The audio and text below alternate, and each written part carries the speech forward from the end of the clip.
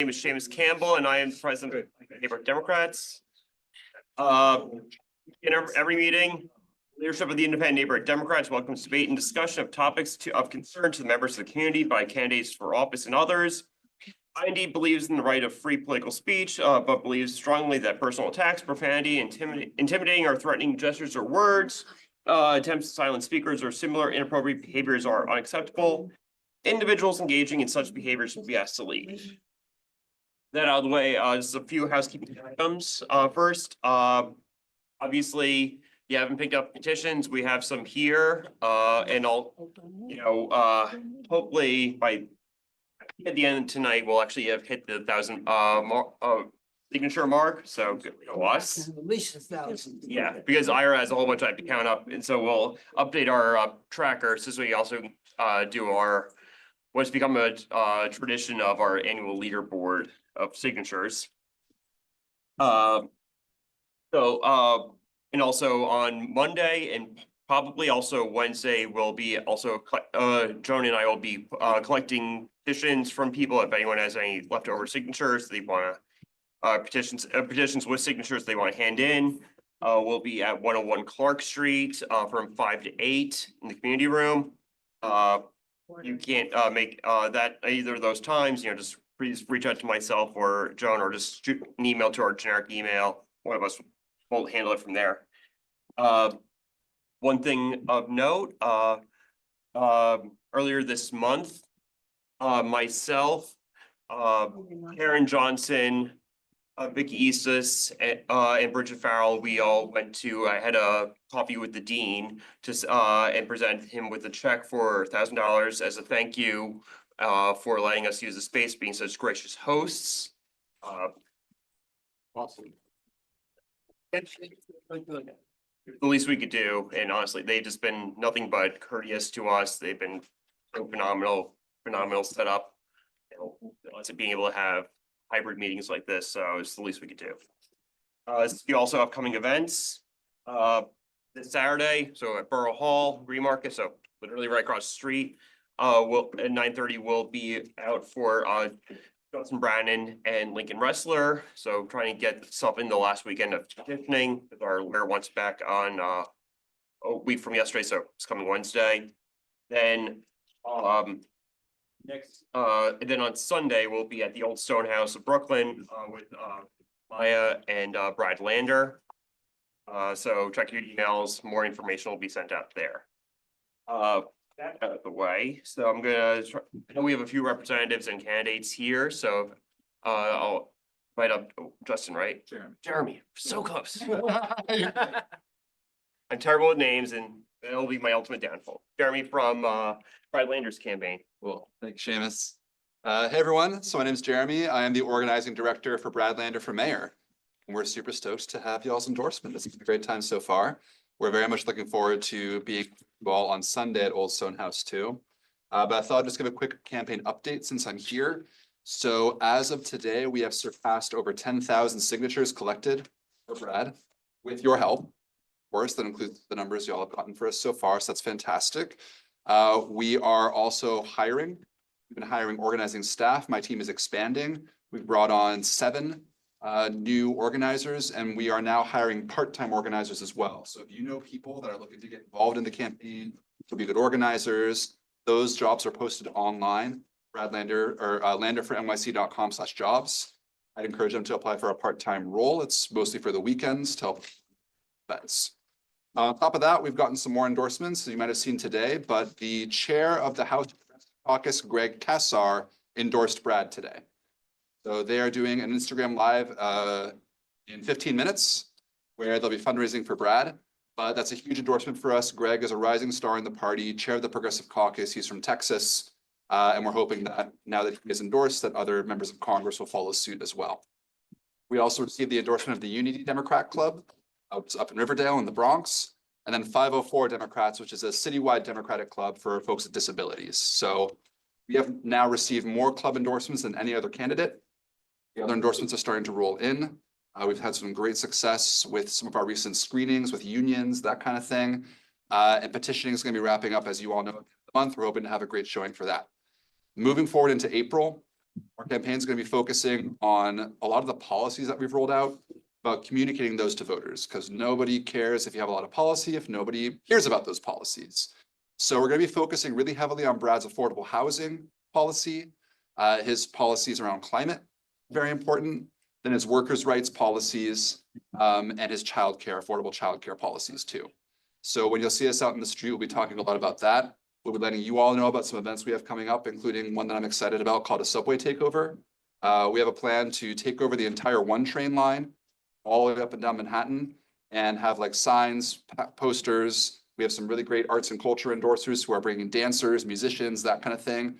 Basically throwing a party in the subway on the platforms so that when people ride the train up the one, they see Brad stuff all the way up.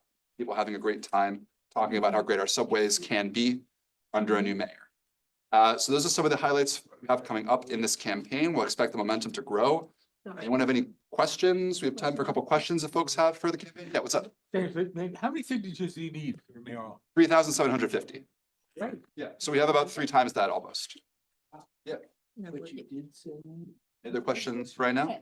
Yeah. Just put your name. Will and Brad be your- doing cross endorsements with other candidates of RCV? He wants to, yes. That conversation hasn't really happened yet. We're getting through petitioning and then probably April, more endorsements come, but I mean, if you've seen Brad speak at the House Pride or anything, he's said multiple times that if Maya Wiley and Catherine Garcia had endorsed each other, Eric Adams would not be the mayor right now. So it's very much something on his mind that I'm pretty sure our campaign will be doing, but I can't say for sure right now. But yes. Great. Yeah. Anything else? Thank you, Seamus. Oh, sorry, yeah. Cool idea, the subway. I never heard that before. Yeah. So that's a cool idea. Thank you. Yeah. I appreciate it. Thanks, guys. Barry? Thanks, Seamus. Also just one other bit of housekeeping, if you're on Zoom, please, rename yourself to, your real name, not just your Zoom name, so we know who you are for attendance purposes. You get credit for coming, and if there are multiple people in attendance, please make sure you indicate that as such. Additionally, if anyone's watching on Facebook, just leave a comment so we know you are watching live. And, so I just counted up some more petitions that we got, so people are in the room will see. I can give you an updated number of how many signatures we've gotten. For our slate, we are up to 1,073 signatures. And then because there have been some that don't have our full slate, between all of the various candidates, we have gotten 1,142 signatures.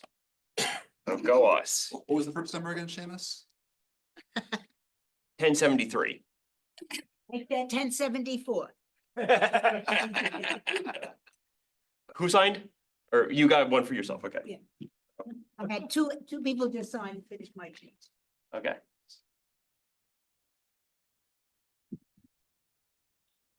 Okay, awesome.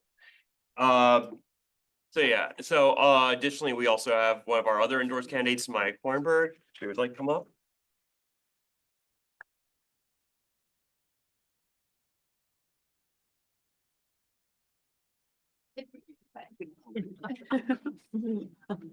Hi, everyone. Thrilled to be here with you all and excited to be out on Sunday as well with Brad's team in IND. Some campaign updates, and then I'll hand it off to Olivia, who is our new field director. But since receiving IND endorsement, was also thrilled to receive the CBID endorsement. Yeah. And to be endorsed by the Organization of New York City Public Service Retirees, who I am with in their fight to maintain access to traditional Medicare programs, which is so important right now. And I'm in the process with other endorsements that we'll roll out soon. We're also rolling out some policy platforms soon, on our website, which I'm really excited about. And we are, as of the last filing, done fundraising up to the spending limit for the primary. I'm also really proud that we have 50% of our donations, about from the district. About 90% are under $105, and over 85% come from New York City. And so now we can focus on petitioning to get onto the ballot. And Olivia will share a little bit about where we're at right now, but we're in a really good place with that. And we can focus all our time on door knocking and meet and greets and getting in front of voters. Olivia and I were just out doing some door knocking. It's been really fun to do that. And we're having really regular meet and greets.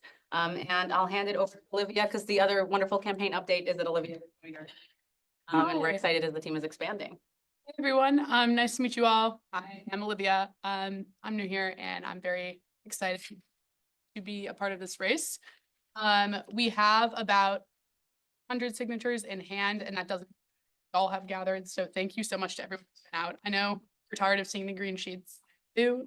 So just like one more big push and we are there. We're trying to get to 3,000, right about like 2 total. Yeah. One more week, 1,000 signatures. I think we can do it. Make sure that we have his name on there. We are going to be out Saturday morning at Grand Army Plaza. So for anyone that wants to come join us Saturday, I know we're doing Sunday, which is also lovely. As many people as we can get out there. It's super important, super helpful. And we also have our big official like door knocking kickoff event on April 5th. So that'll be at noon. Grand Army Plaza. Again, I'll make sure all of this info gets out to y'all, but super excited to move on from petitioning and talk to voters about, like Jeremy was saying, like we have a platform, want to get that out there. So thank y'all and nice to meet everyone. Yes. Yeah, how much time have you been spending in Carroll Gardens, or let's say Carroll Park on Sunday, where they have the Farmers Market, we were It just, seems like to me that that's an area that's it's not gonna be connected to Sean. yeah, so we were out there last weekend, I think. It was 2 2 weekends weeks ago. ago. We I got- myself got like 50 signatures there Yeah. and about 4 boxes of cookies. Yeah. Girl Yeah, we were Scouts. right next to the It's a Girl dangerous Scouts. location. It was good and bad. It was good and bad. It's there. Like, yeah. It's there. They were really aggressive saleswomen. But, Maybe to Carroll Park.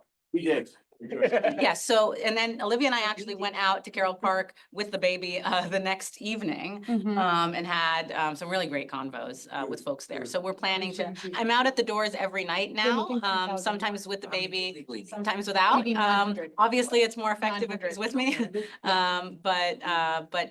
But we're out throughout the district. And we're looking for folks in different neighborhoods to take me door knocking with them to meet their neighbors. We've done that a Totally. few times in different parts of the district. It's been super effective. So if you know folks who might, say, okay, let's go together to knock some doors on my block, that's even better. Yeah, and if you yourself is somebody, hey, we'd love to talk. I'll leave a few of my cards down here. Yeah. Reach out. Yeah. I think Karen, want to announce the Franklin Stone event? Yes.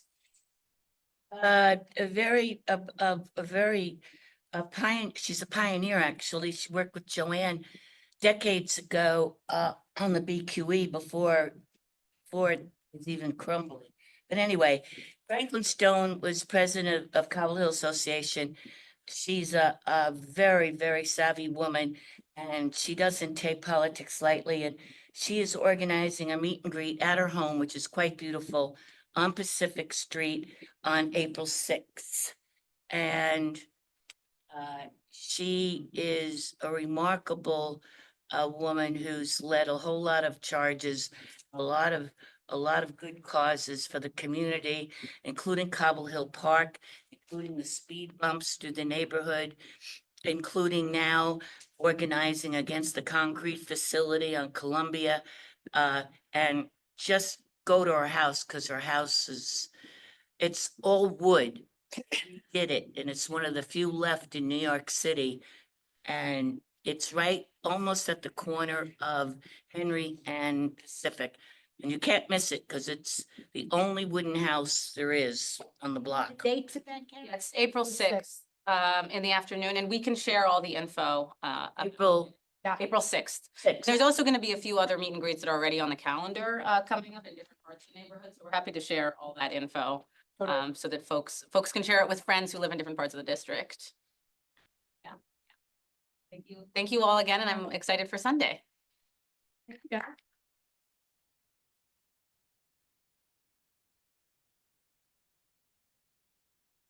And Danielle, we got you. That please, everyone that's speaking, to just try to be a little bit louder. So also, present this evening is friend of the club, someone we worked very hard to get elected, the Honorable Norma Jean Jennings. She.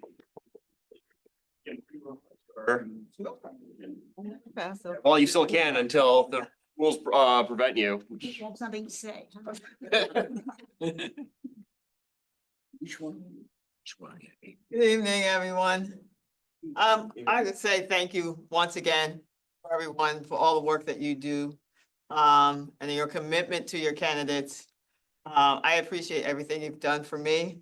And some of you know it's been a hard road, but it's a road that's been worth it. And I've gotten where I want to be right now. At some point I will be back for your endorsement because at some point I will want to go to the Supreme. So I thank you all for your support. And just getting out there. I mean, it's rough right now for all of us. But we have clubs like this is very important because we need to have people to speak up. Judges we can only do so much. But it's having you knowing that it's clubs like this that have our backs that makes the job a lot easier. So we appreciate and I appreciate everything that you do. Just keep speaking up, keep fighting because we need you more than ever. We really do. Thank you.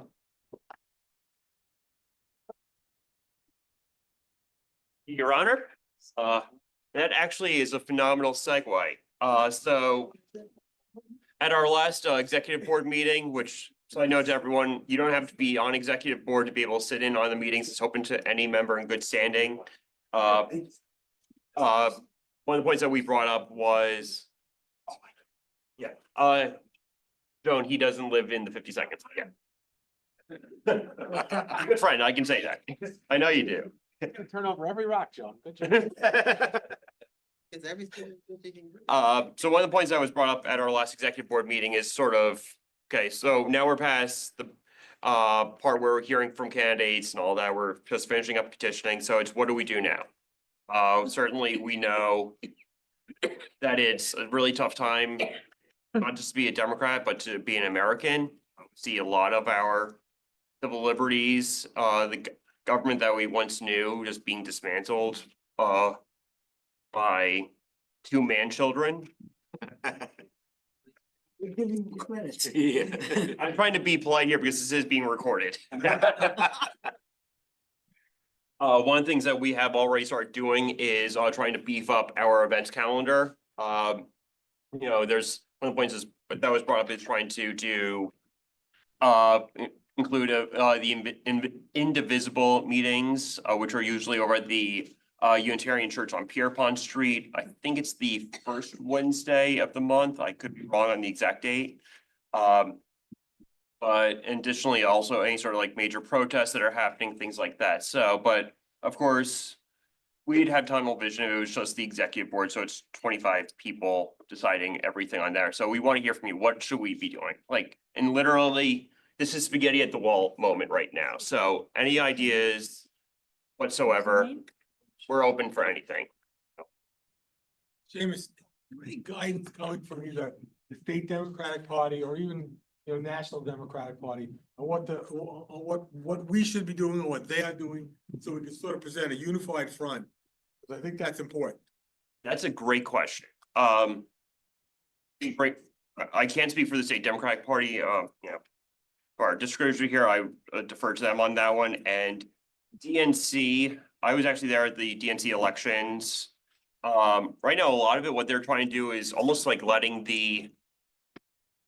I don't want to say letting the Republicans make fools of themselves, but they are. But part of it, one of the things that I think is actually kind of clever is that because there is so much backlash to basically dismantling the government and all of these various programs, a lot of the GOP Congress members are afraid of having town halls. So they're having Democratic Congress members go to those districts and then having the town halls themselves.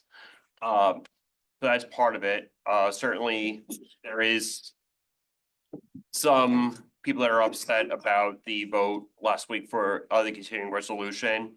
And there's been protests outside of Senator Schumer's house in Park Slope. So, but some of it right now, a lot of stuff coming from the DNC is lackluster at best. Vicky? Yeah, many of us were on a smallish call with Congressman Goldman a few weeks ago. This was the exact question. he was asked, I asked and. And basically what he said was, at some point last week, Trump will violate one of the court orders. He'll go back to the court, who will hopefully hold him in contempt. He will then ignore that. And then this is what Sam said. And then millions of us will take to the streets. Yeah, I hope so. It was one of the most dispiriting, like, we're begging for leadership, and that was his response. That said, April 5th, in Bryant Park is a rally by Hands Off that is getting a lot of attention. It's part of a nationwide, effort to have simultaneous rallies around the country. I will sadly be out of town. But yeah, I feel like we are crying out for leadership. Yeah. Yeah, one point is also everyone like in the audience, there are microphones, just so people on Zoom know, the microphones are in the ceiling, so I'm asking people in the room, please speak up so people at home can hear. Vicky, can you send me the information for the Hands Off rally on the 5th? So this way I can add it to our calendar? Yep. Appreciate it. Ira. Are we doing anything, either postcards, phone banks, when it comes to that special election for what's her face, Stefanik? That is a great question for you. Yeah. So. Oh, great. Can you give me a great answer? Okay. Baby. So one of my closest friends is actually the county co-chair up in Herkimer County, which is straight in the New York 21st. And basically I've told him, this is a check I hope I can cash. I said, my club will be there for you, like phone banks, postcarding, anything you need, let me know. Biggest problem right now with that race is that we don't know when it's gonna be. Anyone who's been following with that, what's happening is there's a game of chicken basically going on between Governor Hochul and President Trump. As for everyone, for the backstory, Elise Stefanik has been nominated to be the UN ambassador. Problem is that then that will trigger a special election. So with that, now as a way to maybe change the balance of power in Washington, they are thinking of trying to change the rules for the special elections so it would not be until November. In which case then it would make it that it would be even harder for Mike Johnson to be able to whip up the votes for pass anything. Problem is that now concurrently, if this is like whole thing, I swear. As I'm sure everyone knows, President Trump has declared himself king and at the same time also said congestion pricing is dead. There's been as of this evening, a 30-day extension on that. So right now it's a game of chicken on what's gonna happen. So once they know what the date is of this election, that's when I know state parties gonna be mobilizing. There has been also a open letter sent by a bunch of the upstate chairs, basically saying to the state party chair, WTF, where are the resources on this? So I expect some fireworks coming out of that in the next few weeks, I'm sure, on that end. And as a side note also, and I made a note here, with the call with Dan Goldman, additionally, there was a call with a few club leaders on Sunday. It was maybe about 20 of us total. It's from Manhattan and Brooklyn, with Senator Schumer. I arrived late because I was paying a Shiva call, unfortunately, full disclosure there. But one of the big points was, it was all about voting for the continuing resolution. The question was, and there was people on both sides. Ones who were saying this is the one bullet in our gun, you had to vote against it. The ones who are saying if you do shut down the government, then basically it's the legal version of what Elon is doing. So it was basically everything you expect to have been said. But the senator's office has promised, we'll try to hold them to it, I and other club leaders, about saying that they'll try to have more of these conversations with various club leaders. On the call was, if I recall correctly, it was Lambda, us, Brooklyn Young Dems, New Kings, CBID, Three Parks, Downtown Independent Democrats, West Side Dems. That's all I can recall. Like, there's a lot of clubs, like, from both Brooklyn and Manhattan that I noticed were not on this, including ones that were not, like, the most reform-minded, so it was sort of a little telling there. I do know also there was some apologies made by the senator's office for not including those clubs, but but once I know more information about like things we can do up in New York 21, I promise I'll be passing it on to everyone. Steve. To a point that was already raised about the administration violating court orders. It's already, I mean, it's already occurred. They said they didn't, but they almost certainly did violate a judicial order. Did not send a plane back to El Salvador. And I think that it's a inevitability that the executive branch is going to start consistently violating the prerogative of the judicial branch, violate court orders, and that a constitutional crisis it has already begun, is in the making. And I'd be very curious to know what our elected federal officials are going to do, because I don't think they have a plan at all. And I think they're ill-equipped to deal with this. I think they've never seen it before, and they don't want to believe that it's going to happen, because it will happen. And for the first time in the Republic, we're gonna have an executive willingly disobey the legal branch of government, with the possible exception of the Trail of Tears. I guess that was it. Disagree. But I would like to see what they. I disagree.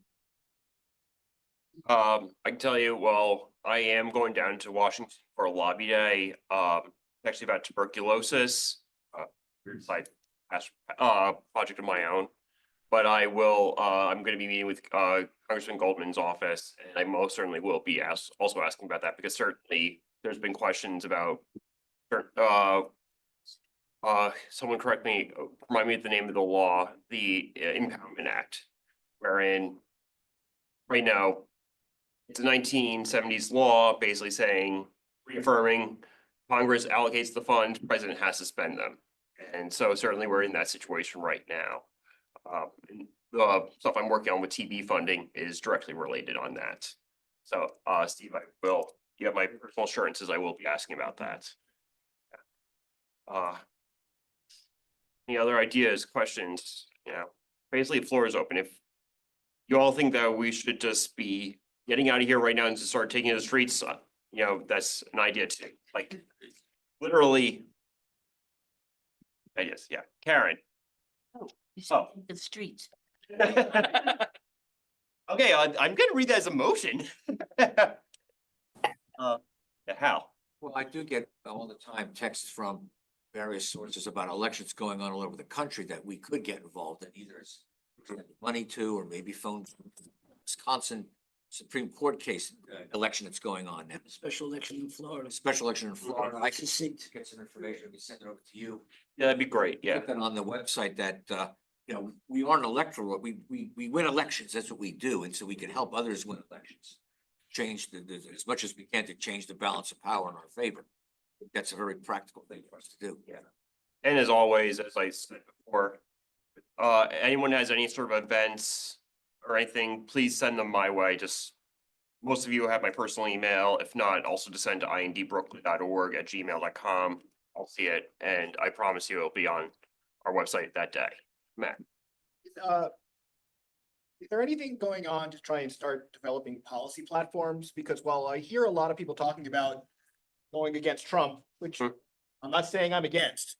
One of the big problems we have with the party is that people don't know what we're for, and we're perceived as just, well, they're the people who are against Trump.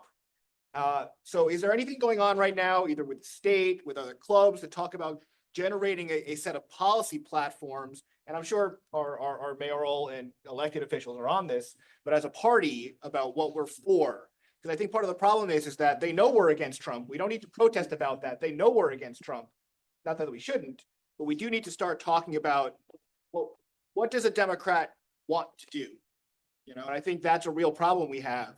So have you heard anything from the people above us about generating those kind of platforms or generating those kinds of ideas?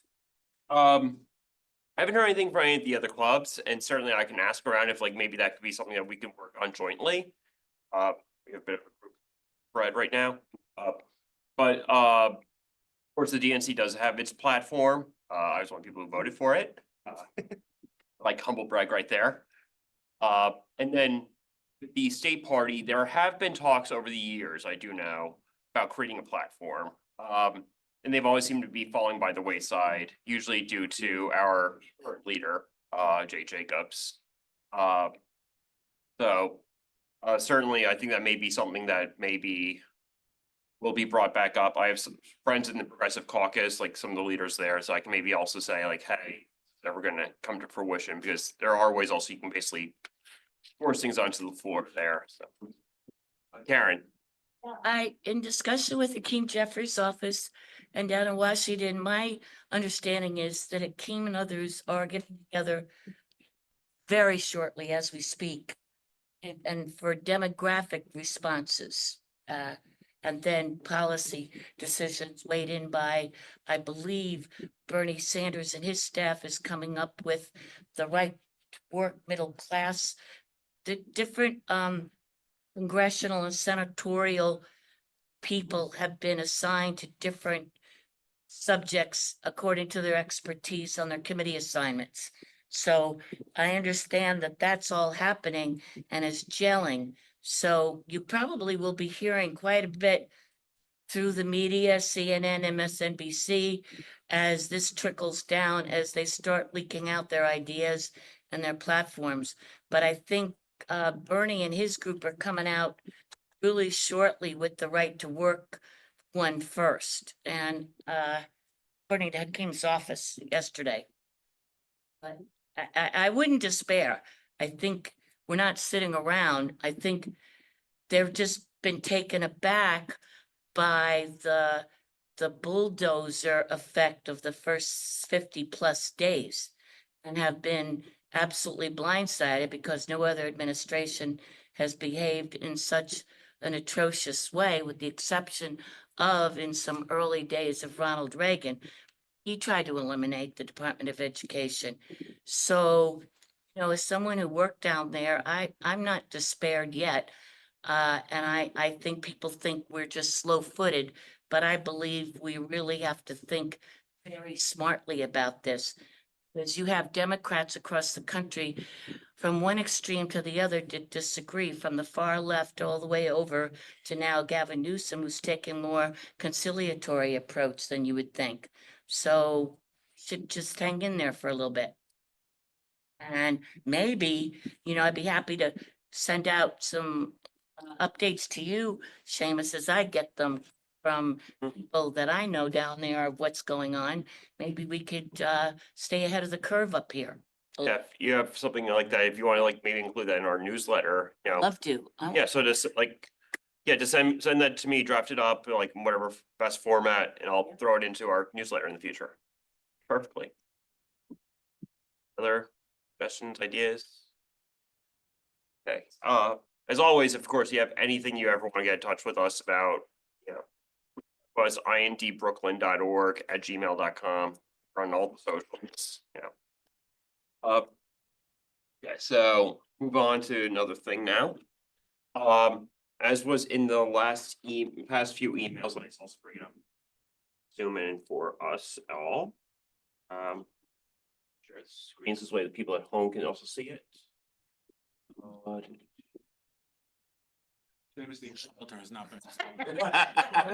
That's good. Here, here. That's a great Install email. the air. Now, Okay, so there has been an amendment proposed, has the necessary 25 signatures of members that so. Little backstory, at our February board meeting, one of the points was raised that many clubs have decided that it would be best to do a ranked endorsement, since it's gonna be ranked choice voting and in all likelihood, it's gonna be more than 5 candidates on the ballot, and most people know, you have up to 5 spots in your voting.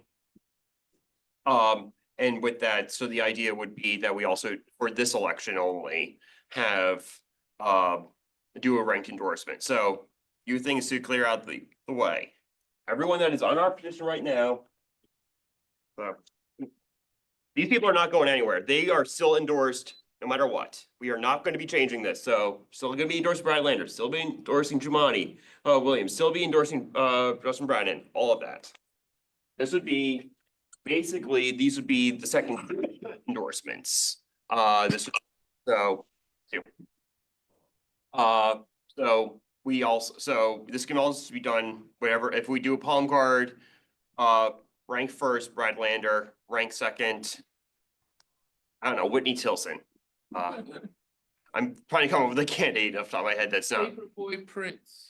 I forget Paperboy. Why not? Remember, vote Paperboy Prince fourth. Yes, Paperboy, the one who also mispronounced my name. Yeah, I'm not bitter about that at all. So with that, so the language is up on the screen for everyone to hear. With that, I'm first going to open up for, is there a motion to accept? Because I will open up debate. So, okay, motion by Vicky. I'm going to read that as a second by Matt. Okay, so debate is now open on this. No, there's also ability, I'm going to say this, for motion to amend on these things.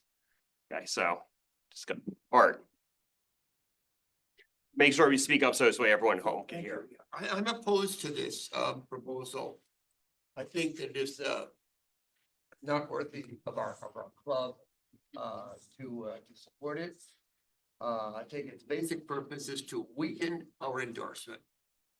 And IND has for a long time in Brooklyn stood for who it endorses. And its endorsement has had great influence and respect. And what this does is weaken our endorsement because we endorse for a candidate for a particular office. Only one person can win. So the whole idea of putting in ranked choice voting into this mix is to confuse the issue and essentially weaken our endorsement. Say, oh, okay, if you don't like number 1, who we've chosen, how about number 2? And if you don't like number 2, how about number 3? And if you don't like number 3, how about number 4? What does that do to the strength of the IND endorsement? It totally undermines it. So in my view, ranked choice voting, the purpose of ranked choice voting is very simple. It is to avoid runoffs and bring all the runoffs into one. And we have different choices in order to get to the winner. One person who will get the endorsement. So to confuse ranked choice voting with our endorsement itself, I think is just totally undermines and weakens IND. I'm opposed to it. Vicky. Yeah, I disagree with Art. I think that doing this strengthens our endorsement. And that's why I asked if our endorsed candidate, Brad Lander, is going to be doing cross endorsements. I think the way that we support our candidate is by following their, we follow their path. What they think their best path is to victory. And that means that if Brad says, look, I've formed an alliance with these 2 other candidates, rank them second and third, don't rank these people. That's how we support our candidate, by adopting the strategy that our candidates are adopting. And people are still confused about ranked choice voting. I get it. But they need to understand that there's a little bit of strategy involved in this. And I'm willing to trust the people we've endorsed to tell us what that strategy is, and then for us to go out and tell the voters what that strategy is. I think this is how we do it, and that's why I'm very much in favor of this. And I'm just gonna add this as a side piece of information. The night after our mayoral forum, I got a call from Brad Lander personally. He would thank us for a great forum. And he personally told me that he was planning on coming out with his rankings as well. He and I had that conversation before our endorsement meeting. He had said that. I asked to make sure that that's still his plan. But yeah, to me, this is how we best. I'm almost more of a question, than a point. I agree with Vicky in terms of it being. I agree, obviously, only one person wins, but this is the way people vote. And I think it's useful for us, it's instructive to be able to inform the way they're going to vote. We have it worded right now is following the period of petitioning, we may by a majority vote and do this. Do we want to, because I think Vicky makes a really good point, we probably won't know that till much closer to the election, right? If they're gonna, we don't know, and maybe this cycle will be different than last cycle, but I wonder if we want to make it later than just right after petitioning, because I don't know that we're gonna know significantly more at the end of petitioning now about what those people are gonna do. Maybe we want to make it some particular time where we have the most information, we know what the candidates are gonna do, and we think that Like we most maybe effective. 2 weeks before early voting starts. Exactly, peg it to something towards the end when more action will actually. I'm reading that as a motion to amend, say the period of calling, petitioning for ballot access be 2 weeks before the primary election. Is that correct? Before early voting. For early voting, Shane. Okay, so is there a second? Okay, hold on. So is there a second on the amendment? Steve, okay. So first, now we have to go into debate on the amendment. Is there any debate on the amendment? I just want to Yeah. say, if you're doing it 2 weeks before people are already voting, it's called absentee voting and vote by mail. Yes, Those ballots go out 45 days yes. for the election, so I realize there's no perfect time. But if you're waiting until just before early voting, there will be a whole bunch of people who will vote. Do you have a suggestion for when, like, an optimal time? I mean, in some ways with absentee and early voting, the palm carding, et cetera, is effective because that's sort of how we communicate. I don't know if there's a perfect time, but I did want to just mention people vote in different ways. And now that we have early vote by mail, that is really getting more pickup. And a lot of people do that early. Yeah. Maybe that should be done. Specific to this amendment, sorry, Jason, but I'm against it. That's, it was literally off the top of my head. I'm not- Part of the reason, and just to give the background, I wrote most of that. The reason it was worded as such is that it gives the club the flexibility to choose the timing of when they want to do it. The only deadline I chose to put in there when I wrote this was after the period of petitioning, because by that point, then we'll know who made the ballot. We'll know which candidates were flashes in the pan. We'll know which candidates got on the ballot. So we'll know the universe to choose from. So I think the amendment as written is the way we should go because it gives us that time to take into account what has just been said here about absentee ballots, about the and other factors like about when the candidates themselves start giving indications about who they like, who they don't like. When Brad decides to step up and say, I like X, Y, and Z.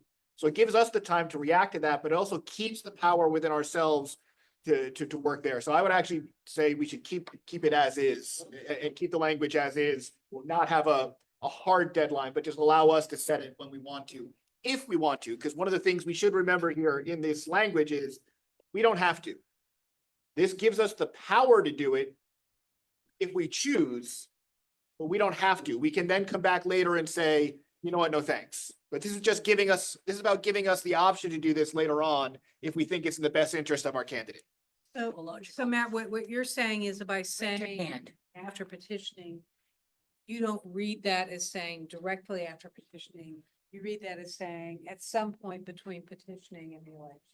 After means is open-ended. Okay. After means open-ended is my interpretation. Matt, maybe we can leave it up to e-board is when to bring it up to the general clubs, sort of formalize it that way. So it's not wishy-washy. Are there, if there's any comments on, or any comments on Zoom, please just raise your hands and unmute, so let us know. Yeah. Karen. I'm confused and perplexed and disturbed. 25 people signed this. There aren't 25 people in this room. And we're going to allow under 25 people to make a big determination like this? I don't know what the answer is. I only know that all 25 people here can vote, but there's not 25 people here at all. So I'm concerned that a very, very small percentage of this club is going to vote on something very important. I get the merits of the ranked choice voting. I get what Art's saying and Matt's saying, but we don't have 25 people here in this room. And I don't know what the answer is, but I sure would like to get a little bit more wisdom from other people in the club. Well, I do know that also Joanne is having a forum regarding the Columbia waterfront some concrete factory right now. First, we have 100 people or more that have paid their Can I dues. speak, please? Thank you. And I do know also that there are a few people there that are on that list that also are attending a fundraiser for a DNC member this evening here in New York City. Zoom, Seamus. Uh, You're on Zoom, Seamus. I think it's 17. Give me a second. There's 23 on the Zoom, not counting you guys as host. Oh, thank you, Shafali. Bridget. That's enough. Way more than 25 total. Yeah. Gotta get people. You want to unmute? Thank you. I think that Matt's idea or whose ever idea is to leave it open at a point to be determined in the future, if and when we do a ranked choice, for the lack of a better word, endorsement or whatever word you want to use, because that does leave some freedom. And as somebody else pointed out a few minutes ago, we do not know how this is all going to shake out and what cross endorsements are going to come between the candidates. And it's far too early to tell how that is going to happen if we use what happened 4 years ago as any example. So I would be in favor of leaving the language as it is, which gives freedom of choice as to when to announce this, if ever. Ira? I have a radical idea. The fact is the modern age technology. Why don't we send an email to the members of the club with the pros and cons of ranked choice and non-ranked choice, using Art's argument, using Vicky's argument, and have people vote. That way you can reach everybody. Hold on, order. Okay, that would be okay, so I think that would be something that I'd have to check the Constitution on, so give me a second, please. I'm not sure that's constitutional. Let me That would just be the check. best way to reach everybody. I have to check. The rule of law. Yeah. Give me 1 second to answer, so I can answer that. We don't do endorsements that way. But the same reason, we never get 67. We have more than 2 opinions too. Can't just have, I mean, Uh, you've just chosen two people who've spoken. There are other people Okay, whoever. who may have opinions as well. Now they've been. So, It's too divisive. yeah, so actually sections, what article is this? Article, or wait, no, this is about executive board, so okay, so that wouldn't necessarily apply. Hold on, apologize for this, but I do believe it has to be that person involved. Why do we have meetings then? Yeah, exactly. We have a process. Why are we? Email from now on. But as Karen said, there's nobody here to really vote on, so. 45 people. So how do you reach them? I'll show you one. So, Well, what about Yeah, enforcement? but Should we do- teacher, Is what he needs to do? People show up at the eligibility. say, the ones who stay home. It's just- Do it. So the sections regarding voting in, having to be present at meetings seems to be related to, endorsement votes. So it is technically mum there. So then it goes to another provision in Robert's rules, which says, and paraphrasing here, basically past precedent is what takes over. Unless there is a, rule that overrides that. So in the opinion of the chair, that, point of order is not taken. Okay, yeah, so it'd have to be in. See if I understand how this would work. If, let's say we adopt this thing, Yes, then our endorsed candidate Brad Lander, since he's cross endorsing so-and-so, and then we would do the same, right? If we're gonna support No. Brad Lander. well, first off, we're still in debate and discussion about the amendment, which would be making it 2 weeks before. Oh, Okay. I'm sorry. Is debate on that done, Jason? I was just asking a question. I didn't mean for it to be. I was reading it and I said, chair is reading With a that. Better understanding of the wide open nature of Okay, it. so I withdraw that. what to happen, okay, we have to vote on the amendment, so No amendment made. it was right by that. Okay, so is the sponsor, quote unquote, withdrawing the amendment? Withdraw. Let's move. Okay, so, okay, we're back to the main motion. Okay, So I'd like to get a better understanding that how this is actually gonna work in practice. So Brad Lander, our endorsed candidate for mayor, says, I'm gonna cross endorse so-and-so. Hmm. Does that mean we then would have a meeting to decide whether we're going to also, as number two, the person that Brad is cross endorsing? it would not be, it would be candidate agnostic. And Matt, as the main author, I'm gonna need you to correct me if I get anything wrong here. Way it would work is say roughly, I'm gonna say for the sake of argument, roughly May, we would first vote. And this, I assume we'd probably have to do this by electronic vote because it's multiple layers. First, are we going to do a ranked endorsement on a race? The only races I foresee this possibly happening in is mayor and maybe comptroller. Because of the number of candidates there. So that's a simple binary question. That's step one. Step two is how many are we going to do? So then it's like, we can do up to 4 more. Brad says number one, and then so we can do up to 4 more. So club says we're gonna do 2 more. So we're gonna have a total of 3 endorsements. Brad's number one. And so Whitney Tilson and Paperboy Prince. Argument, of course. So then finally, it's gonna be next to each candidate. That's step 3. So we choose, okay, it's gonna be 3, and I'm assuming this, we'd probably have to do this on one electronic ballot, probably through open vote. That can all be decided through the e-board. Finally, it'd be next to each candidate, it'd be Andrew Cuomo, endorse, not endorse, do not endorse. Whitney Tilson, endorse, do not endorse. Paperboy Prince, endorse, do not endorse. Eric Adams, endorse, do not endorse, et cetera, et cetera.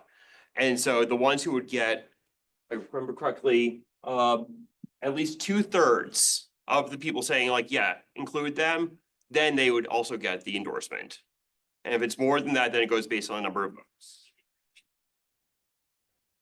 I first of all, I want to thank the people who spent the time and effort to do this. But it seems that we could have avoided all of this if, when we initially voted, we released our ranked choice vote.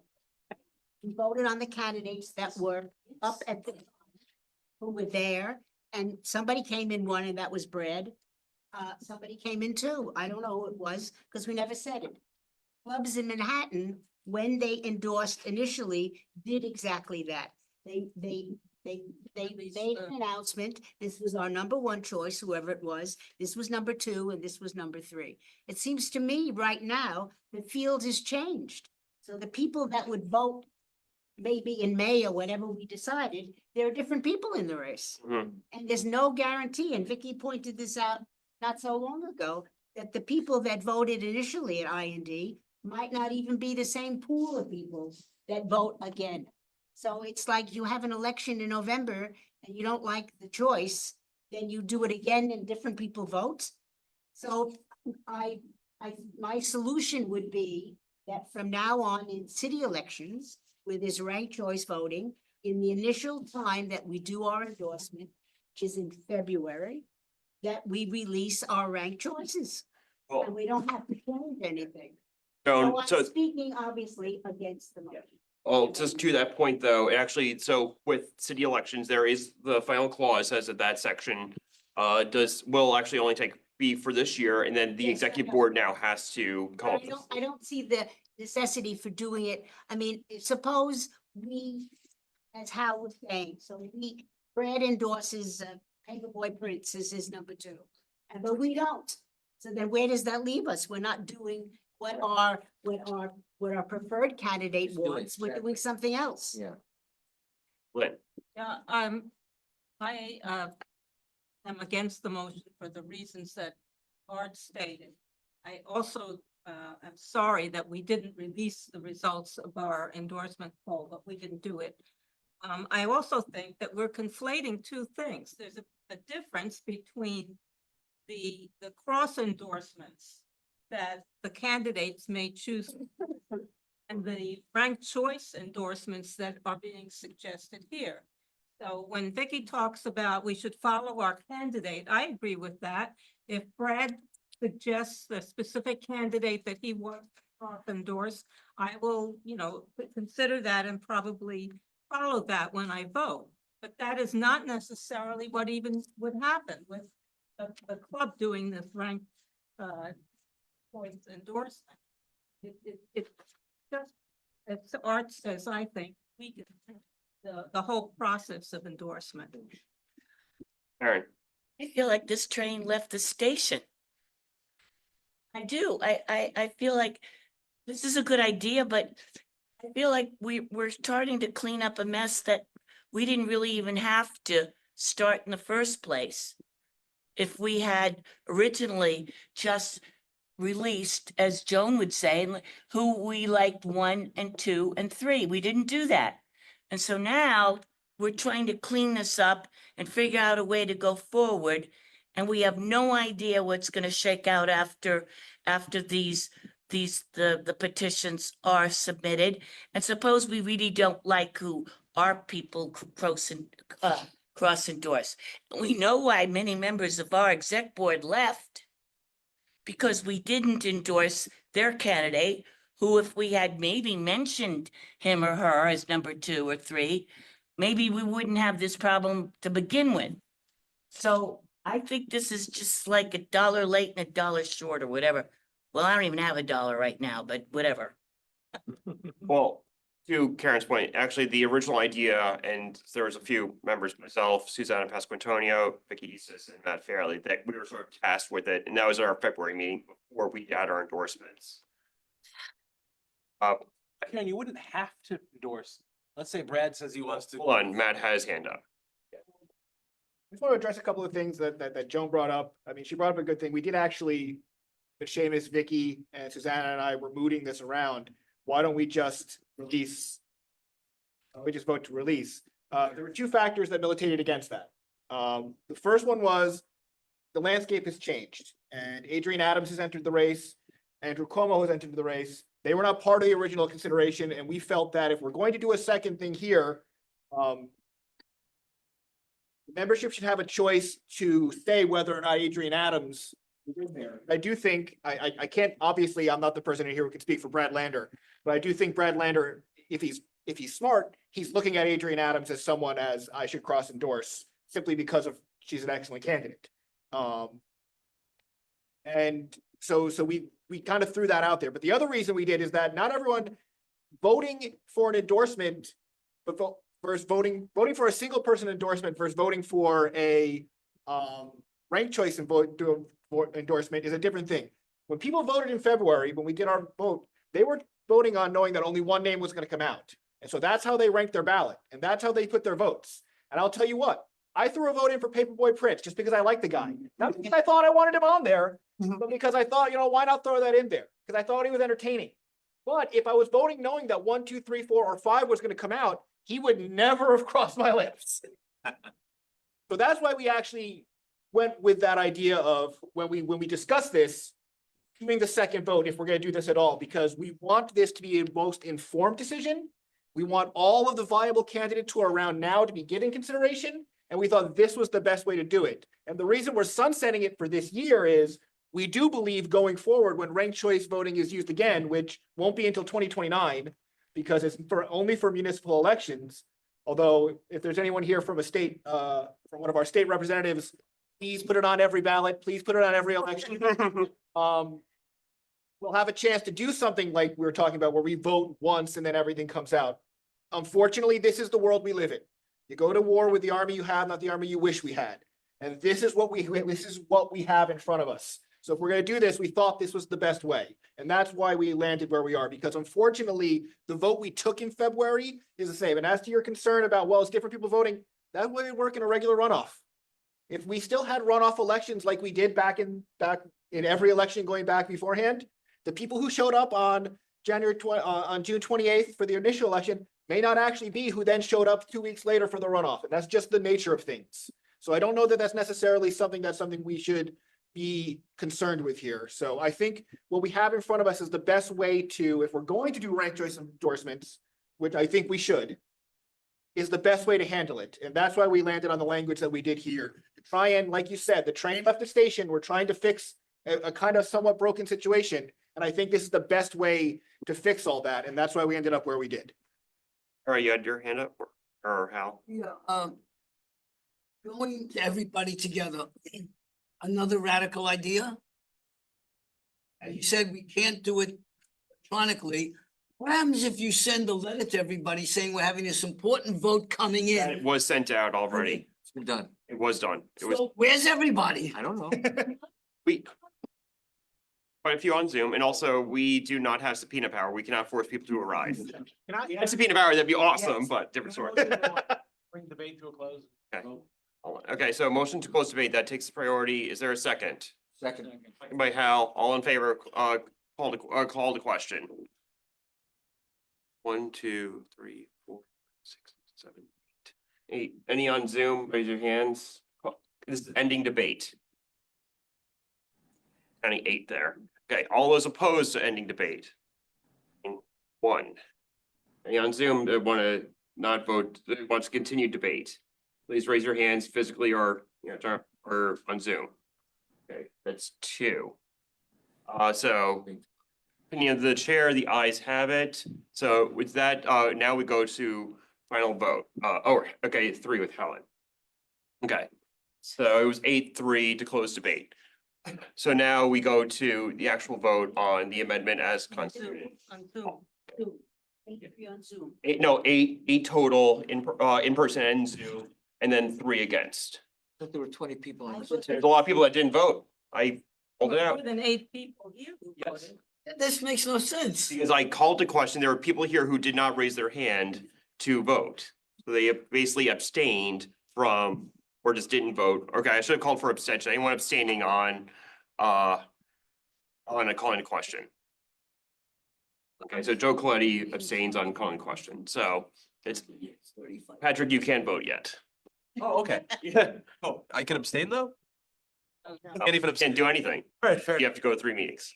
Love you, dude, but no. So it was 8-3-1. Okay, so then now we're in final vote on this. So all those in question and all those in favor of adopting this amendment, please raise your hand either on Zoom or on person.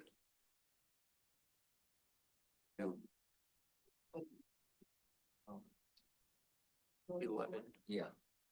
Now, Jesus.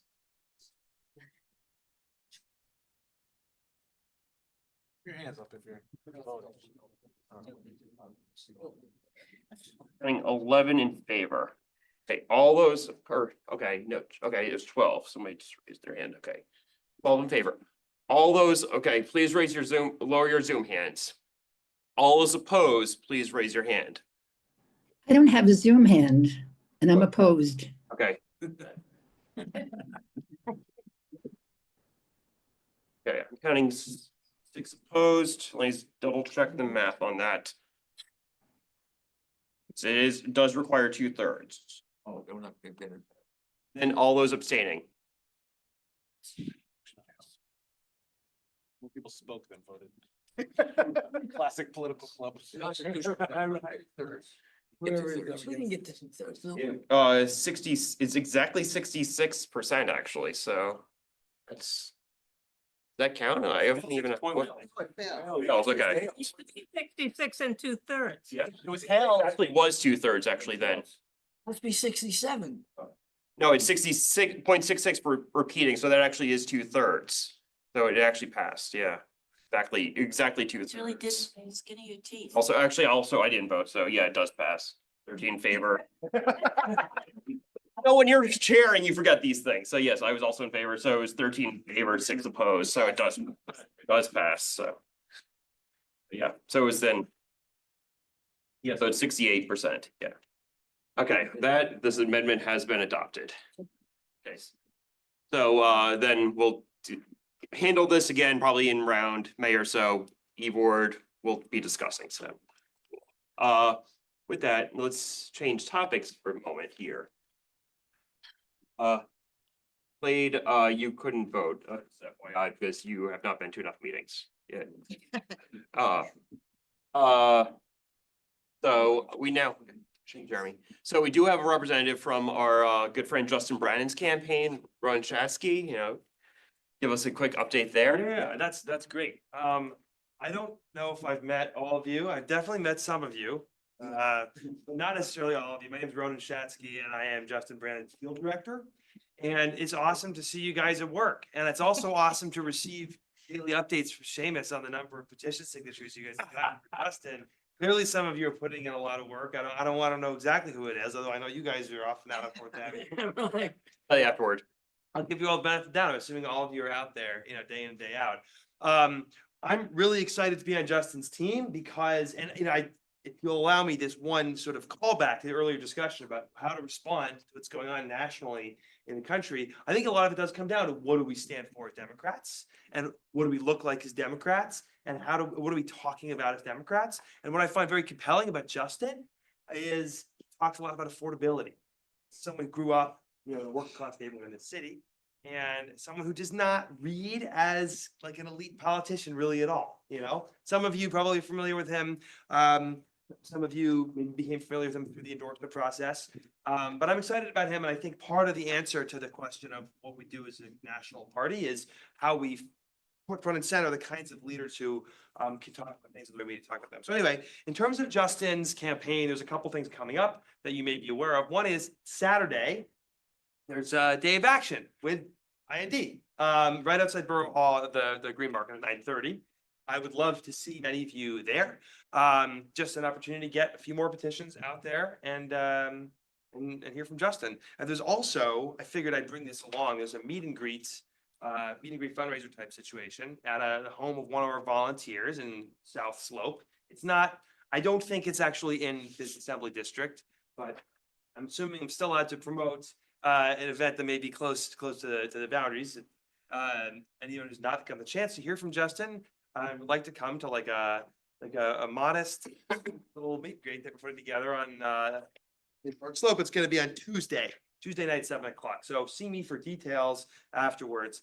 In general, I think that our campaign, we're a comptroller campaign. We're not the mayor's race. We're definitely not as interesting to most people as all the mayor's races. And that's exactly what we know. We know that's true, but we nevertheless want to build a really fun, loud, and friendly campaign of volunteers and be a space where people can feel inspired and energized, which is some of the energy that Justin gives off. So it works out.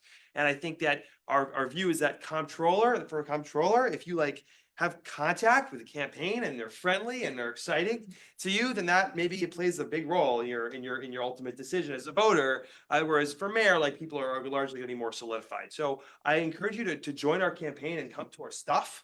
Starting Saturday, Tuesday night. Help us recruit people that you might know who aren't involved in politics to come to a house party for a comptroller candidate. Something that's totally out of the ordinary for folks. And we want to help make that happen for people. So it's good to meet all of you. Hope to get some names and phone numbers from you guys, and happy to share information about this and clarify what will be happening on Saturday. It's good to meet you guys. And 1074 is the updated number. 1074. like with a 10. Like One, 1-0-7-4. 7-4. Yes, that's incredible. Guys, that's round of applause for you guys. Ronan, you can tell that he's in control of everything. So I did go for that dad joke. Because he actually is texting me about every other day asking for updated numbers, so. So I'm glad to have hit the 1,000 signature mark. One last thing, then I'll bring up and then we're going into a presentation as well. So there also, as some of you do know, there was a statement that was being drafted by CBID regarding the recent endorsement of our county leader, Pedro Cuomo. So after some back and forth there with the executive board, in my discussion with CBID, it was said that we should be bringing it to the membership, deciding on what to do next. I'll let everyone know that it's effectively moot. The president of CBID ended up sending it out in her own name to the New York Times, so matter is now. Saying that. They sent their own letter. Sorry, what was the question? Oh, okay. Well, my question is, she sent it out as a citizen and not as president of CBID. From what she told me, this Sharon Harkey, president of Central Brooklyn Independent Democrats, it was to send it out in her name, but on behalf of the club. So I guess it'd be Sharon Harkey, president of CBID, as I understand it, not CBID as the collective. So just for further information, I did call our male leader, Aaron, and asked him if there had been any attempt by the county leader to reach out to all of the district leaders, whether by Zoom or in person meeting, to ask them what they thought. He said, no, not at all, which was no surprise, but I thought I would like to hear it from him. Been somebody who would have been invited. Great democracy, huh? She handpicked, obviously, those district leaders that she knew would support her position, and they had a meeting at Junior's, and there was a lot of press coverage. Hey. See you. Okay, two things I just want to bring up. One is I was obviously very forceful about this, not joining this for lots of different reasons. And I think some people were offended by things I did and how forceful. Just by nature, I apologize. When I try a case, I used to say to my kids, can't talk to me. And I tried a case a couple of years ago. I thought I was great, friendly. I said to my kids, how you doing? They go, you're horrible. So I was a bit horrible. I just want to apologize to people for that. I accept it. The other thing is this, I want to thank the club. I really do. Heartfelt thanks. People in the club that came, they paid a shiva call at my house. My wife's father, my wife who was former district leader, at 100 years old, lived a good life, passed away. The club made a donation in club's name to Cobble Hill Center where he was at one point when he had COVID. You people are great. I really want to thank you very much. I really do, from my heart. And of course, I'm still horrible. and speaking on behalf of the club here, I'm sure we'll get hunted for this one, like, may his memory be a blessing, is one thing that I do love about this club, I certainly, everyone knows, about a month ago, 6 weeks ago, Richard Farrell as well, that's my father. I do love how this club really is a family, that we do look out for each other. So last thing on the item, as I mentioned in the email, so we're gonna be doing this bit of a presentation, let me share my screen here. On screen, sorry. You have too many tabs open. We got. Here. There we go.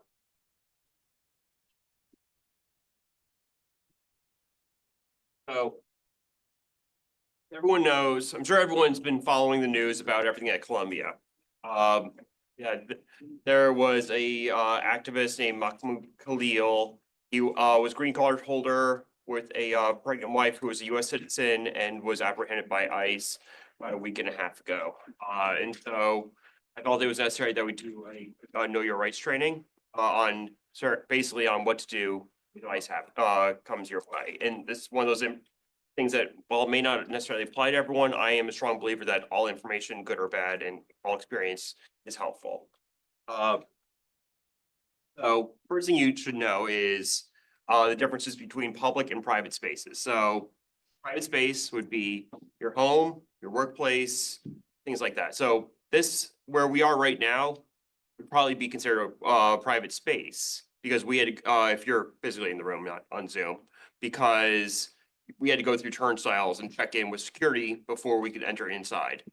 Public space would be a situation where you're out of the green market, you know, where basically anyone could go and just like interact with you. And of course, there are some very fringe cases, like there situations. It's a restaurant. Entering the restaurant, being in the dining area, that's public space. Anyone can go in. The back kitchen, private space. So it really is very situation dependent, but that's one thing you need to know because for private spaces, ICE needs a warrant. Plain and simple, it has to be signed by a judge, and that's a very important point. I'll get back to in a second. Or consent to have a search. Public space, all that ICE needs is just reasonable suspicion, make an arrest. So, like in private space, the examples here is like that they're allowed to pat down above clothing, things that are in plain view. And then anything that, like public space, for private spaces, public spaces, there would be situations like if you're in your car, anything they could see, if for the driver, that's considered public because the driver's there, but however, going into the glove box or the trunk of the car, that's considered private. So it's very situational dependent. I'm sure the lawyers in the room, which I know there are many, will correct me if I get anything wrong. So your rights at home. So of course, home, residences, so private houses, apartments, shelters, supportive housing, things like that. Additionally, a thing that you should notice is also what's called curtilage, which would be basic, like right your doorstep. If you're in a walk up, it'd be the stairwells, the hallways of your building, things like that. Those are all considered curtilages. That is considered also your residence, wherein ICE would need a warrant to come in. So ICE shows up. First off, they're not going to basically say, hi, is ICE at the door, all that. They are going to try to hide and lie to you no matter what. I almost guarantee you. They'll sometimes have things that say police. Number one thing you should do is do not let them in. Do not even open the door a crack. Basically, first thing you want to do is ask for ID, you know, find out who they are. Don't open the door though. Yeah, do not open the door. You know, you can ask for ID, you can ask them to like put it up like toward the window. You can ask them to slide under the door, something like that. You know, find out who they are. Dennis, can you change the screen so we can see the? Oh, yeah, yeah. Sorry about that. Thank you about that. You know, if they do enter at all, ask them to leave saying, I do not consent to being searched. And most certainly, do not answer any questions saying, I invoke my right to remain silent. Say, I do not consent to being searched. Just keep on saying that, you know, make sure, and anyone you know that may be in a situation, make sure they know, I do not consent. I do not consent. And most important, then, of course, as I said, ICE is going to use ruses. So they're going to say, they either need a judicial warrant, which I'll explain that a little more closely in a second, or consent. So if you even open the door, just a little crack like this, they're going to read that as you consenting to be searched. You starting to answer something or emptying your pockets, they're going to read that as consent. Basically, do not do anything that they could read as you proverbially opening the door to being searched. Then that you're gonna be, so all of that equals them getting entry. You should also be aware, people are not aware of this, that if you are questioned by a federal agent who's conducting an investigation, and that could be an ICE agent of an ongoing matter or any type of criminal, I guess immigration investigation too. If you lie to that person, If you make a misstatement to that person, you don't have to be under our oath. There's a statute called 18 USC 1001. It's basically lying to a federal agent in a material fact in an investigation. That is a federal felony. I mean, that's how Martha Stewart was convicted and went to jail. And it's a tool used by the federal government time and time again. And many, many people, particularly even prominent people, have been convicted and gone to jail for violating 18 USC 1001. Carries a 5-year maximum. So people should be aware that what the question is, you don't answer the question or you tell the truth. That's it. That's it. You know, because you have the right not to say anything, but if you decide to answer, just tell the truth and don't obfuscate, because right there you've committed a federal felony. So everybody, and I've lectured on this, be careful. Yes. So, one thing that is most important is like, when they do, if they do come to the door, ask for a warrant. Because rarely does ICE actually have a warrant, because it actually is a little bit harder than you think. Yes, much harder. So they can slide it under the door, they can put it up to the window, they can, but do not open the door for it. Ask for the warrant, plain and simple. You know, consent, you know, ICE rarely uses consent, you know, they try to use some sort of intimidation thing, like saying, oh yeah, we're with Con Ed, you know, we heard that there's a. Yeah, they will come up with lies and say, we're with Con Ed, you know, we heard that there is some sort of gas leak going on. Like say, oh, can I see ID? First things, this way that you can try to, like, one of the things you want to do is make it their life harder. And if they are suddenly don't have an ID saying that they're with Con Ed, you know, something's up. So if they don't have just a warrant or consent, make it no good there. And as I said, you have the right not to open the door. So, and you can have conversations through the door. You may have to scream a bit, but that's their problem if they can't hear you, not yours. Okay, of course, ask for their name, ask for their badge. You can ask them, are you NYPD or local police? Ask their precinct, like, and make sure you, of course, you ask for the warrant. And of course, if they don't have a warrant, do not enter, because also if they have a warrant, they're gonna get it. Like, they may actually just barge on the door because they have that right at that point, because they are looking for someone and a judge has signed off on it. And the point that should be brought up is that story of Mahmoud Khalil, they did not have a warrant or anything there. They just went and found him and took him down to, I think it was Mississippi. Louisiana. They're all the same to me. Oh. Hmm. I love Louisiana. It's actually, New Orleans is a fun city, I will admit. But yeah, and then of course now he's back up. Now the compromise is that he's in New Jersey. However, as many of you know, last weekend there was a raid of some Columbia University dorms looking for 2 people. The big difference there was a warrant there. It was signed by a federal magistrate judge. So while people may have been angry that ICE was there, they had the right to be there. Like, oh, not so much right, but they certainly were allowed to be there. And so major thing you're going to see with them is that a judicial warrant is going to say United States District Court. It's going to have a name of a court there, and it's going to be signed by a judge, magistrate, district, maybe something higher, doubtful, but then when it comes to what's usually called a administrative warrant, it's going to say some gibberish, usually like Department of Homeland Security, and it's usually just going to be signed by a colleague or something like that. And so that's why you want to see this. You're going to want to have them slide that under the door and show that this is actually legitimate. And for those of you that work in various city agencies, I know, as I understand it right now, the guidance is that you have to contact your general counsel. Certainly anyone who's in any sort of private business. My general advice would be, I'm not a lawyer, I can't say anything, but I'd say, if you get anything, make sure you just contact your office's general counsel or your supervisor, figure out what the next steps are. But of course, like I said, there'll be something like warrant for arrest of alien, or something like that. Yeah. So if I set the door, as I keep on saying, and Steve's keep on saying, basically say, I don't want to talk to you. I do not consent.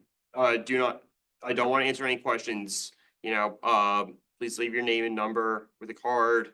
Don't, just keep on saying no, no, no. I did try to get some red cards that would be helpful, which they basically are something you can just hand right to them and says, I do not consent to a search, do not consent to be questioned. Right now, my union is basically out of them, and I heard Central Labor Council has some. I contacted them. They haven't gotten back to me on if they have any. So there was literally a New York Times article from 2 weeks ago about how they are like the hot commodity. I'll try to get some and have them for the next meeting, if anyone's interested. So let's say that ICE just doesn't care. What's next? Well, you can keep on saying like do not consent. And additionally, if you are a bystander and you're seeing these things, you can also scream out, tell them you do not consent. Keep on like saying, you can try to say to them, leave them alone, tell them you do not consent, all that. Because the second they say that, that's also what's different. Got a phone, you can always record that. That's later on. That's exactly what I'm bringing up bystander stuff. So public places, so like you're on the street, workplace, probation, parole, courthouses, there have been situations, or as many people know, there was an executive order that was rescinded by President Trump that ICE would not enter schools, churches, hospitals, courthouses, and so all bets are off there. And I think I heard a story about like a woman, or it was a woman who was claiming sanctuary, and they got her. Like in ICE's reaction was, we finally got her. Claiming sanctuary in a church. So what I'm going to say is like more nationwide stuff. New York State has the Protect Our Courts Act, which says ICE cannot do arrests in or around courthouses. In New York City, they have laws about city property, so they cannot enter without just warrant any city property. So when you're, again, ask like, are you, I do not consent, and then you can also ask like, are you free to go? Stay silent. Don't give, as Steve said, don't give them false information. Don't give them any sort of false documents or foreign documents. Make sure you say, I do not permit this. Bless you. Same. Usually when they are looking for people though, like in private or public space, they have a specific person that they're looking for. And so they can also just be asking, hey, have you seen someone who matches this description, or have you seen John Smith? So you can also just, as a general bystander, it's best that you just say, I don't know what you're talking about, or just say, I don't, actually not even say that, it's to say, I just do not respond to their questions, plain and simple. Invoke your right to remain silent, plain and simple. One of the things that they will be also looking for is like information from others, fingerprints of various things that they may touch this way that they can find more information. So if they ask for your name, again, you have the right to remain silent. You first find out who's trying to question you. Figure out if it's a situation wherein you're giving your information to ICE, of course, but make sure you say, I'm invoking my right to remain silent. But also, again, do not lie to law enforcement. Don't give them any false documents. So if ICE asks for your ID, ask them if you are free to go. If they say yes, go. If they say no, then invoke your right. You can also refuse to give your ID to ICE. This is a bit of a tricky situation here because what may happen. So of course, like assess your safety if you're feeling forced. Maybe consider if you have an ID that doesn't say like your place of birth or your immigration status. Bit of a joke here. Years ago, it actually was considered a valid ID to have a Blockbuster card. I'm not even joking on that one. So also showing my age that Blockbuster. Well, now show them your Netflix account. So as with cars, that is actually a little bit more of a dicey situation, as I mentioned, because it is considered public. However, the driver is considered in public space. The passenger is not. So there will also, and of course, there can be stops, like if you're crossing the border, going up to Canada, Mexico. Jim, Yeah. this is an area like with cars. Probably should go to, it's very complicated. Yeah. I mean, I attend legal lectures where we spend 2 hours talking about car stops, so it's, I'm serious. So, you know, Yeah, and if, I'll take the lawyer's advice here. So, but of course, they do not need judicial warrant to stop, but you can ask, like, are you highway patrol, are you police, are you immigration? Why am I being stopped? You can ask those things. Again, always assess the safety of the situation. And also never open the door, don't crack the window, because they can use that as an invitation. Can break open the door from there, like reach under, open it. So make sure you stay in the car, and stay as safe as you can. Again, if you're the driver, they can ask for your driver's license, but you still have the right to remain silent. Not the driver, make sure you do remain silent, and say, I do not consent to giving the document. And they can, ICE can only only allowed to ask for fingerprints if you're in public, if they have reasonable suspicion that they have, that you violate immigration law. So one of the things you can do is, if you're not under arrest, but they're asking for it, you can say, why am I being fingerprinted? And then you can say, I do not consent. They're want to go through your belongings and say, I do not consent to searching me. Just remember, I do not consent. No means no. Going into your car works in multiple situations. I do not consent to you search my car. I do not search you going through my search my belongings. So your bags or anything, absolutely not. So work, again, a lot of this is very dependent on your workplace. Consent on to enter your private area, place of business. So it's up to each employer to figure out what's best there. Employers do not have any sort of obligation to help ICE or sort of employees. Like for instance, at Make the Road, New York, it's want to provide these slides. They have a sign out there that says that law enforcement may not enter without a judicial warrant, and the only people who can give admission or law enforcement are the co-executive directors. And everyone there is behind a desk. They have to whereas they have to be buzzed in. So this way, it all is very much a private area. It is not them actually being able to just enter willy-nilly. Open the door. Resources here. If anyone wants to copy these slides, just let me know also.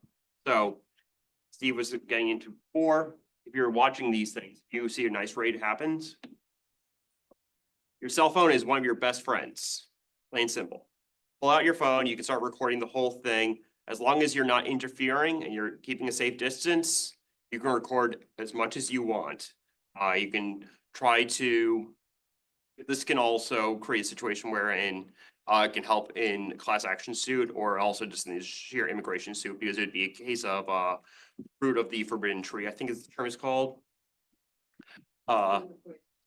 Fruit of the poisonous tree. That's close.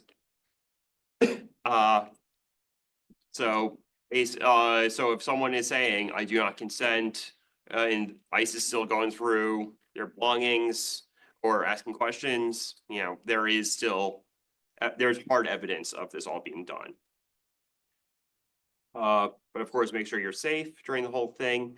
One thing you can also do if you don't have your phone ready and is to just document everything.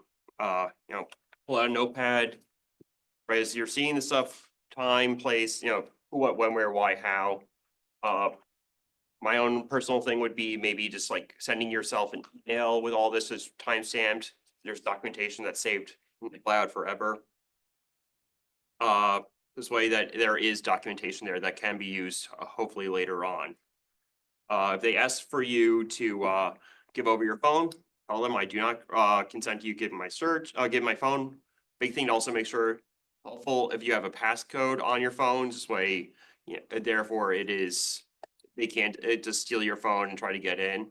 It's the and then you add, yeah, Vicky. Which is, if you're traveling internationally, many people are advising you on your phone to disable facial recognition. And this may apply to more of us than ICE rates do, except for bystanders, but people who are coming back from international trips are having American citizens having their phones searched and having charges brought against them needing to pay. So, yeah. And yeah, and second, or supplement what Vicky said, also, you have a passcode on your phone, then you're also having a Fourth Amendment right to not be searched, and you cannot be forced to open up your phone. But yeah, of course, when if you're going to document anything, write down, what happened, where, what they did, how many officers, things like that. Like, was consent given? So basically, it's the way that I know many of the things that, like, what happens if ICE comes to your door won't be applicable to our members, but this is that we can take a stand, is like, if we see something going on, because we know that ICE has been here in New York City. We know what they can do, and so this is a way to take stand. And from there, you can probably provide your information to immigration attorneys, try to help with the whole situation there. I know I went through a lot in about 10-15 minutes. Are there any questions? I know our esteemed assemblywoman jumped in, so would you like to give a few remarks? No, you don't have to be so excited. Being tired.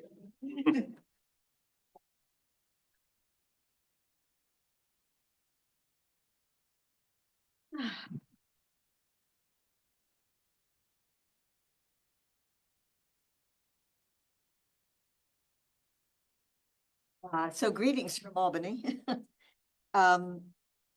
It's still here, it's a late night, so I don't want to keep you too much longer.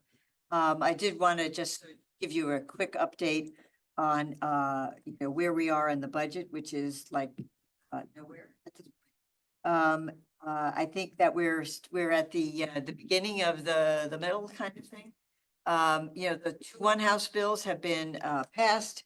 And we made a number of changes to the governor's executive budget, and now we're in negotiations. There are a couple of big issues that are going to be the thorny ones this year. One is discovery. Another is the proposal around involuntary commitment. The other is all of a sudden everybody's talking about mask bans again. Like, I don't understand why that happened.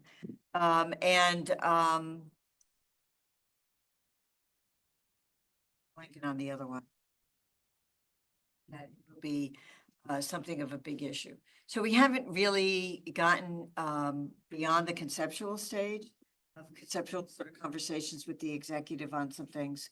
I've been working very closely with the Senate Mental Health Committee as well. There are a lot of things that the governor proposed that are good.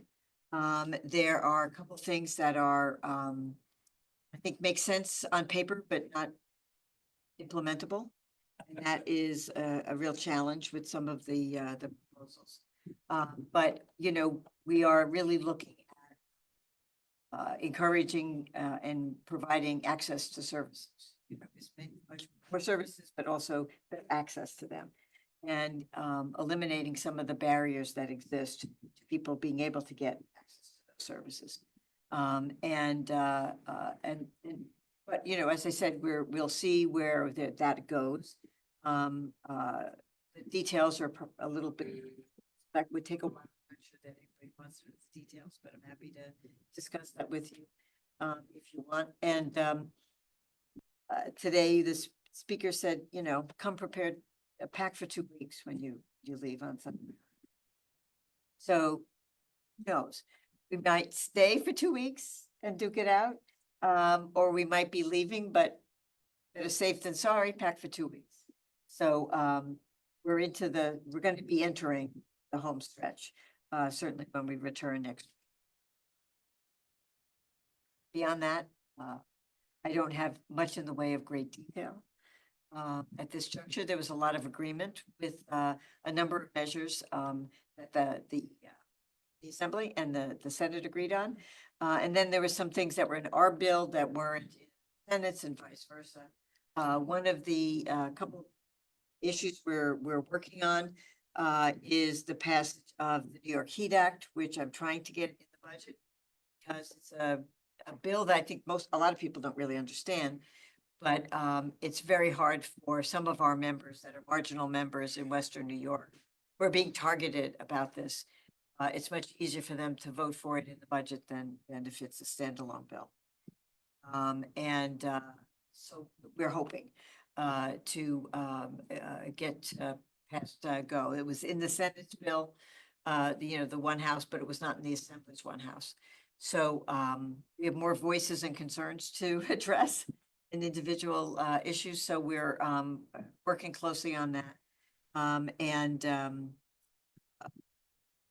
So that's one thing that we're trying to do. As I said, we're also looking at a number of bills in the mental health and health area. One big issue, and that is the proposal to go from one over 600 fiscal intermediaries to one large fiscal intermediary with subsidiaries to address more localized needs. And the independent living centers, for example, among those subsidiaries. And that's a big issue for people in the consumer-directed care plan. People have disabilities who need home care and are able to hire their own people so that they're not getting, they can train people, people will stay with them. There's been a big issue about some of the fiscal intermediaries being quite large and some of them, many assertions of fraud. And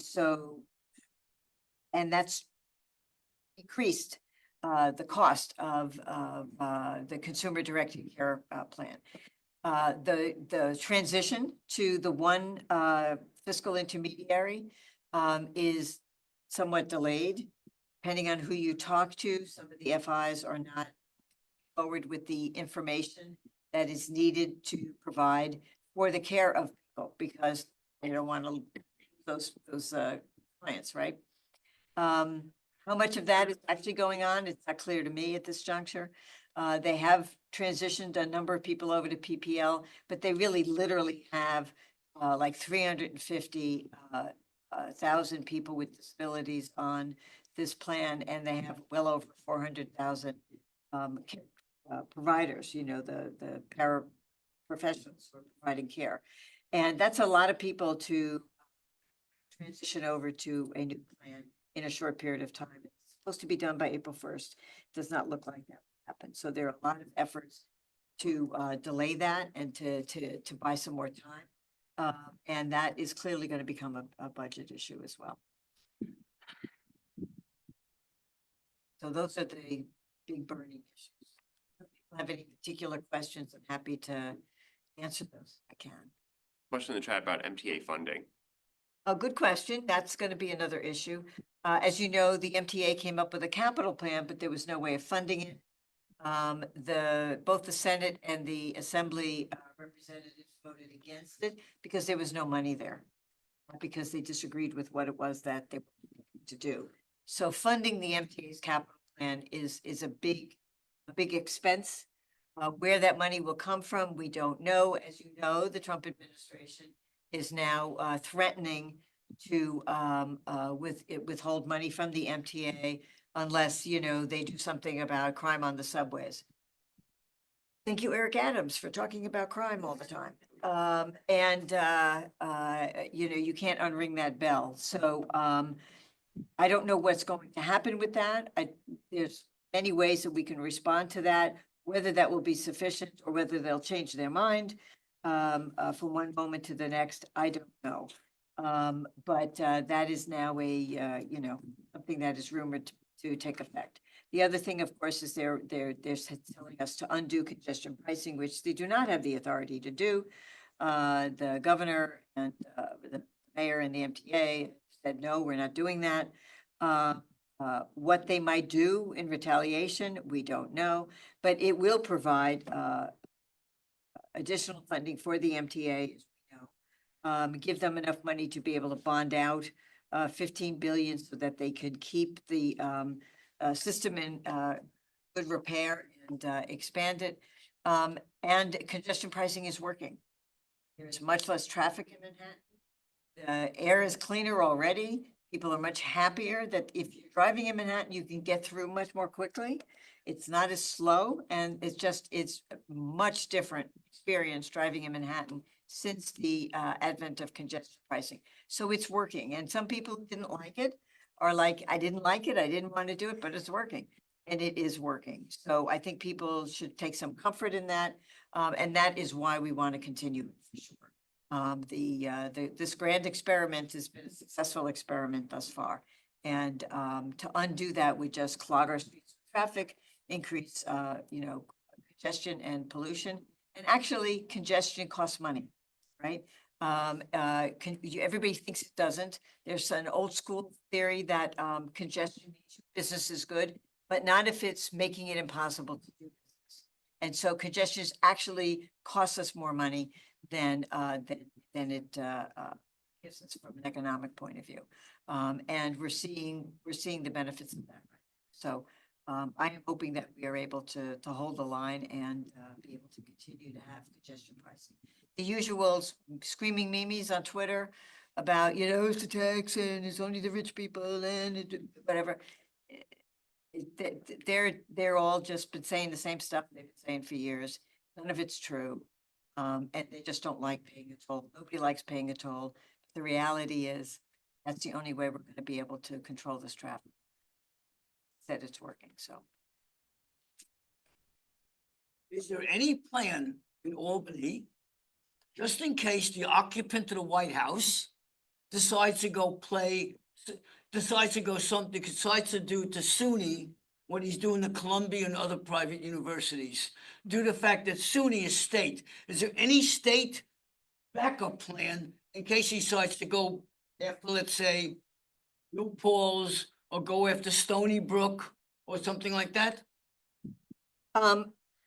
We've been talking with SUNY. We had a meeting with them. And I get a message from Research that they're doing, particularly on the AI, stuff that is actually very constructive and very good. And they feel fairly confident that they'll be able to continue with that. Everybody is worried about this. Do we have a plan? Well, first of all, we don't know what they're going to do. And we don't know what they might attack. And whether they will attack the system. Which is 64 colleges or particular institutions, we don't know. They have taken on the whole a blunderbuss sort of approach. Columbia, obviously, the areas of Columbia that are most affected by this have nothing to do with the political skirmishes that the administration says it's addressing. I know that the deaf education program has 2 federal grants and they're gone. And that's who trains most of the teachers of the deaf in our schools. And we have 4,000 kids in our schools. Those teachers need a training program. And it's a real danger that we're going to lose some of those programs. There are programs in biomedical engineering programs at University of Massachusetts that they're just not accept. They reneged on everybody's offer of admission because they can't be sure that they're going to be able to continue for that period of time. So SUNY is looking very carefully at this and shoring up, but whether there's a grand financial plan to rescue them from something, we don't know what that might be. We haven't had conversations about that, but everybody is very aware of that possibility and that concern. I mean, there are other things that are being cut left and right that are things we need to make up. Can we make up the difference for the deaf ed program? Can we make up the difference for the loss in money given towards food and for SNAP and benefits? The state will never be able to make up the difference because we just don't have that kind of funding. And now we just issued an executive order to destroy the Department of Education, which you can't do He has no authority to do it. But if he hollows it out and it's non-functional, you know, the MAGAs in Congress, you know, they vote for it, right? They're getting a lot of flack about this. We'll see whether the Department of Education is a bridge too far, you know, Social Security, if you're looking at those videos of those Republican congressmen, many of saying, so we're not gonna harm Social Security. There's no way they can do the trillion, $4 to $5 trillion tax cuts without doing that. So whether they're just making it up at the moment, or whether this is going to be, there's going to be some things that they won't actually attack, I don't know. Most of what they're doing now doesn't give them the savings that they need to provide these tax cuts. This is all about the tax cuts. And we have to keep, you know, keep our eye on that ball.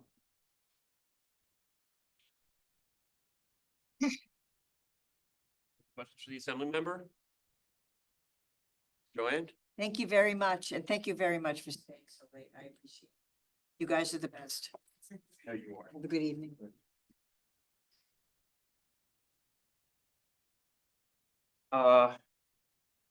Is there any other new business?